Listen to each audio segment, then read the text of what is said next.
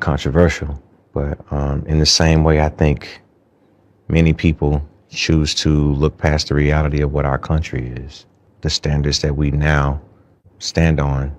We can't ignore the reality of the history, but in many ways, I think certain people are prosecuted and maybe not recognized for the greatness, that they offer.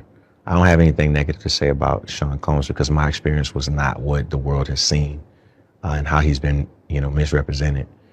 I'm not saying that every man is perfect. I'm not saying that all of us don't have flaws, but I can't, with any sense of humanity, not recognize the valuable contributions that this man made for us as Black entrepreneurs, for us as businessmen, for us as people who transition, culture and ideas into something that's tangible and becomes business. So many people benefited from what he created. And I acknowledge that. And that's why I see him as legacy. Yeah. You told Shannon Sharpe you learned a lot about business during that era. Absolutely. What'd you learn? Puff was a mentor, but he was like you have that really, really hard teacher, but you're watching something in real time.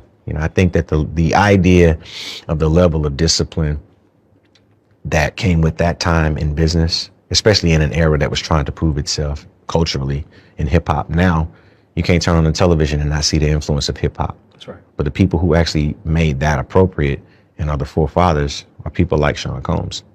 And not just in the great times that they had musically, but in the idea of being able to find ways to monetize culture and create something that was not just Black or white. It was colorless. It was green. That's who I see that man as. And that's what I choose to remember.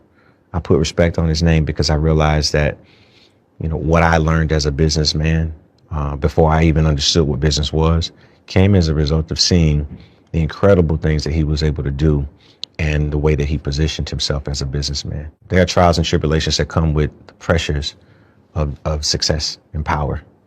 But what we choose to do with it is what I hope that you see with me and hopefully all the people that I'm involved with, right?